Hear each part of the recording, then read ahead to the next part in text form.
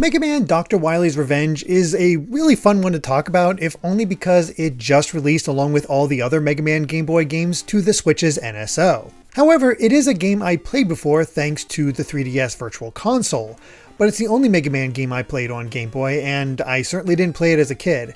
And when I played it that first time long ago, I thought it was good. Not great, nothing special, but it was Mega Man on the handheld, and it came with what you'd expect.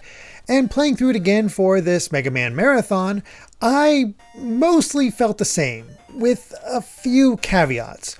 On the whole, this is a pretty decent game. You have 4 robot masters to choose from, all from the first Mega Man game, and you work through their levels, get their abilities, and move on to the Wily Castle. What's different is that when you get to the Wily Castle, your rematch against all the robot masters isn't actually a rematch. It's against 4 robot masters from Mega Man 2. And there's a fun bit there where you gotta sort of figure out what move does well against which robot master, until you realize that each one is not weak to one of the Mega Man 1 weapons.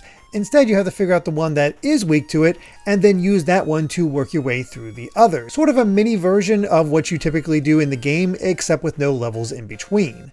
And there's a lot of fun ideas here. This is very much a remix of what came in Mega Man 1 and 2. The levels are very much in the vein of Mega Man 1 with a few elements of Mega Man 2 tossed in, and for the most part, it works. It's not the best, I wouldn't even put this above the very first Mega Man, but for a Mega Man game on the go, it gets the job done and can be a lot of fun. However, there are a few issues, the biggest of which are the drops, because this game will just load you up with all kinds of weapon energy and let you go to town with your alternate weapons. However, it is so stingy when it comes to health pickups. I was constantly just trying to hang in there to get to the next section, reach the next checkpoint, so I didn't die and have to restart a level or restart a section just because I wasn't getting any health. I'd grind for it and it'd take a surprisingly long time to fill up my health and be able to go to the next section. It was the stingiest Mega Man game I've played by far, and in a lot of ways that changed up my playstyle for Mega Man.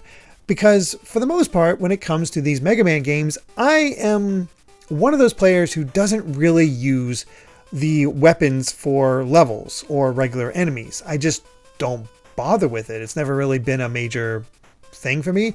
I always just like to figure out how to do it with Mega Man's Mega Buster.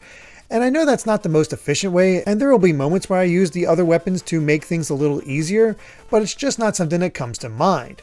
However, because the health drops were so rare and the weapon energy drops were so common, I was breaking out the alternate weapons way more this time around, and it gave it a different feel. It was kind of fun in that way.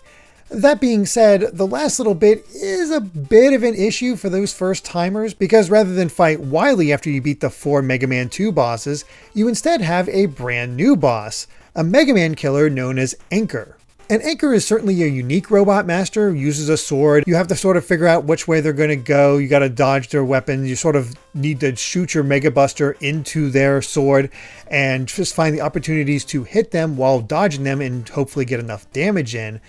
And it took me quite a few tries. It got to the point of near frustration, but it wasn't too bad. It felt like one of those where it's just like, all right, I gotta figure this out. Let me get into the groove of this game and get it all figured out. And once you do, it's not too bad. You can make it through and you can eventually get to the final boss with Wily. And surprise, surprise, the final phase of Wily is weak to Anchor's weapon. In fact, it's kind of the easiest phase once you figure out how to manipulate the attack. It's a very basic Mega Man game, but again, you have to grade it kind of on a curve here because it was a Mega Man game for a portable system. And having a game so similar to the console versions while remixing things is kind of cool in its own right. It's not a super long game, but it's also not really that much shorter than a regular Mega Man game, if only because of the difficulty. Really, my biggest complaint is just the fact that you get so little health pickups. But otherwise, it's not the best, but it's also kind of charming in its own way. That being said, is it worth going back to after all this time? Not especially. It's more of a curiosity than anything, and it plays fine. You don't have any of the abilities of Mega Man 3, so no slide here, but the slide isn't really necessary. The only other thing I really feel like I have to say is that the Robot Masters themselves are either stronger than they were before or much weaker than they were before. It really throws you for a curve on this rematch, which, while a little off-putting at first, when you think about it, it's kind of nice to have that remix so it's just not the same game. And seeing how the stages are remixed and have different obstacles that reutilize the assets, again, it's not exactly an original game, but for something on the go back in the 90s, it's pretty good. Again, it's not one I think you absolutely need to go back to, but it is available on the NSO and worth checking out if you're even the slightest bit interested. So yeah, once again, not a whole lot to say about this one, just kind of a good time. It's its own thing. Not better than the NES games, but that's to be expected. So thank you so much for watching, and of course let me know what you think of Mega Man Dr. Wily's Revenge in the comments below. And if you enjoyed this video, please consider subscribing to Good Vibes Gaming, hitting the like button, and ringing that bell. We also have our Patreon at patreon.com/gvgaming with plenty of extra perks. Until next time, bye!